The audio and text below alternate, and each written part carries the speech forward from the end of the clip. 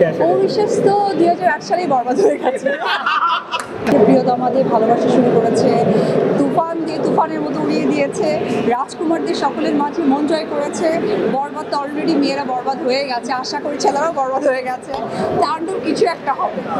First ভালো লাগছে আমার সাংবাদিক ভাই বোনদেরকে পেয়ে, কারণ কাজের জায়গাটা এমন হয়ে গেছে কিছু পাওয়া যায় কিছু পাওয়া যায় না। থ্যাঙ্কস বাই পাওয়ার সকলকে পেয়েছি, সেজন্য এসে আমি সবাইকে আমার একটা উড়ন্ত ভালোবাসা ছড়িয়ে দিয়েছি। অ্যাকচুয়ালি অপবিশ্বাস বার্তা দেয় না, অপবিশ্বাস কাজ করতে পছন্দ করে। সো লেটস সি, দেখা যাক। আজকে আমার লুক, আজকে আমার makeup signature look by Samia, and বরাবরের মতোই আমার স্টাইলিং করেছে মাহফুজ কাদরি, আর আমি যে ড্রেসটা পরেছি এটা হচ্ছে পৌষি। এবারে মা দিবসটা কেমন কাটলো বিশ্বাসের? Always super. মা হওয়ার পর থেকে মা দিবসটা খুব বেশি ভালো লাগে। আমি মা হয়ে ভালো লাগে, বাট মিস করি আমি আমার মাকে। অ্যাকচুয়ালি ফোকাস ফ্রেমের মানুষদেরকে নিয়ে আলোচনা হবে আর সমালোচনা হবে, সো তার ব্যতিক্রম কিছু না, সেই আর কি। দায়বদ্ধতা যখন বেড়ে যায় তখন আসলে কাজের জায়গাটা একটু বেঁচে করাটাই মনে হচ্ছে ভালো, তাই আমিও তার ব্যতিক্রম।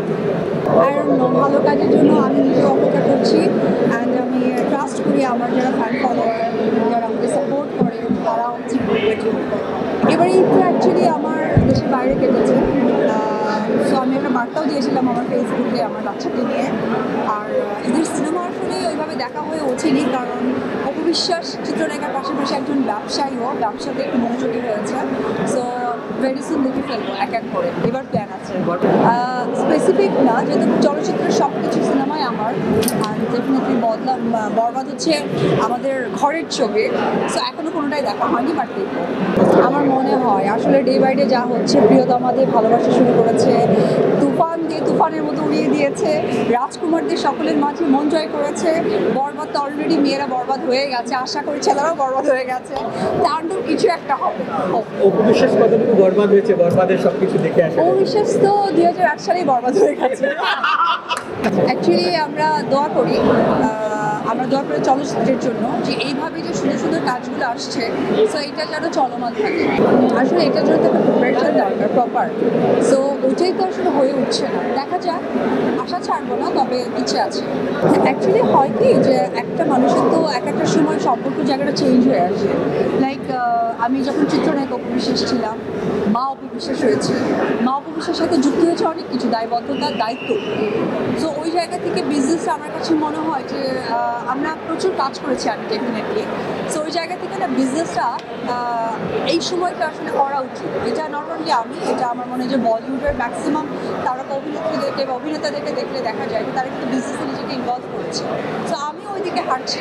আমার কাছে মনে হয় যে এটা আমাদের মেইন প্রফেশন, যে আমি অপবিশ্বাস বা আমি চিত্রনায়িকা বা আমার শোবিজ অঙ্গনের কাজ, পাশাপাশি বিজনেসটাও কিন্তু আমাদের একটা যুক্ত হওয়া উচিত যখন আমাদের দায়িত্ব জায়গাটা বেড়ে যায়।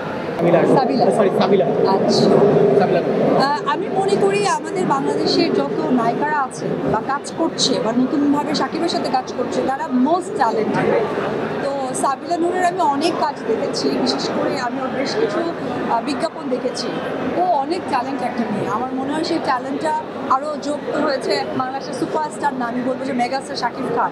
তো আমার মনে হয় যে সাবিলার জন্য এটা একটা অনেক বড় একটা ডেবিউ হতে যাচ্ছে চলচ্চিত্রের মধ্য দিয়ে। হোপফুলি ও অনেক ভালো করবে, অ্যান্ড আমার অনেক দোয়া। অ্যাকচুয়ালি আমার দৃষ্টি দিয়ে কথা না, সে ভালো কাজ করবে বিধায় শাকিব খানের সাথে তার ডেবিউ হচ্ছে। Thank you very much.